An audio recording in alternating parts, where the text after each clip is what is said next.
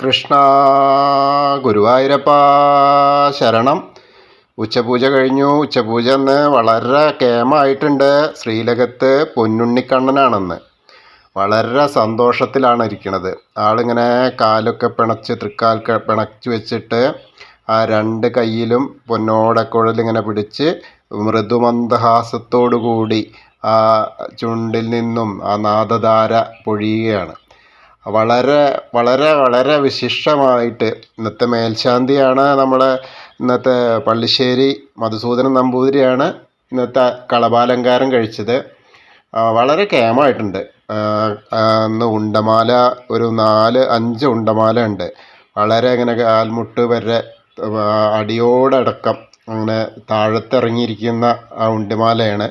അതുപോലെ തോൾവളകളുണ്ട്, കൈവളകളുണ്ട്, കയ്യും എല്ലാം നല്ല നല്ല രസമുണ്ട്. ആ നെയ്വിളക്കിൻ്റെ പ്രഭയിലിങ്ങനെ കാണാൻ ആ ഉണ്ണിക്കണ്ണനെ 3 തിരുമുടിമാലകളുണ്ട്.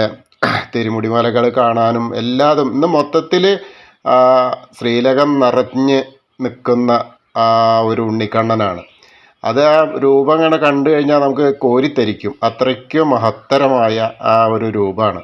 ഇന്ന് ആ ചതുർബാഹുവിൻ്റെ ഗുരുവായൂരപ്പൻ്റെ വിഗ്രഹത്തിൽ ഇന്നത്തെ കളഭാലങ്കാരമായിട്ട് ഉണ്ടാക്കിയത്, അതായത് പൊന്നുണ്ണിക്കണ്ണനെ അത് നമ്മളിങ്ങനെ കാണുമ്പോൾ നമ്മളെ മനസ്സിലേക്ക് ഓടിയെത്തും. ആ ഉണ്ണിക്കണ്ണൻ ആ ചെറിച്ച് നമ്മളോട് ഇങ്ങനെ കുസൃതിയായിട്ട് ചെറിച്ച് ഇങ്ങനെ എന്താ പറയുക, നാദധാരയിലൂടെ ഇങ്ങനെ നമ്മളോട് സംസാരിക്കുന്ന തരത്തിലാണ്, നമ്മളെയൊക്കെ അനുഗ്രഹിച്ച് നിൽക്കുകയാണ്.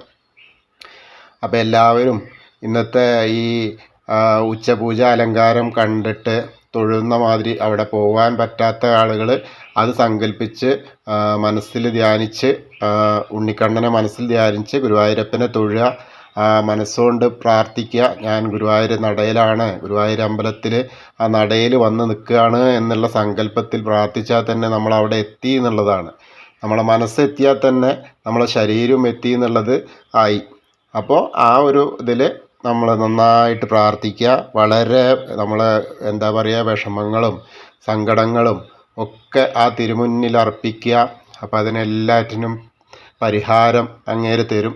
കാരണം അങ്ങനെയാണ് ഉണ്ണിക്കണ്ണൻ്റെ ഗുരുവായൂരപ്പൻ്റെ കുട്ടികളെ ആരെയും ഒരു വെറും വാക്ക് പോലും നോവിക്കില്ല.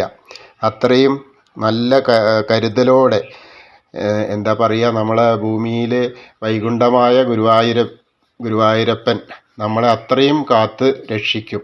അപ്പം എല്ലാവരും അത് മനസ്സിൽ ഇന്നത്തെ പൊന്നുണ്ണിക്കണ്ണൻ്റെ രൂപം മനസ്സിൽ വെച്ചിട്ട് പ്രാർത്ഥിച്ച് നമസ്കരിക്കുക. കൃഷ്ണ ഹരേ.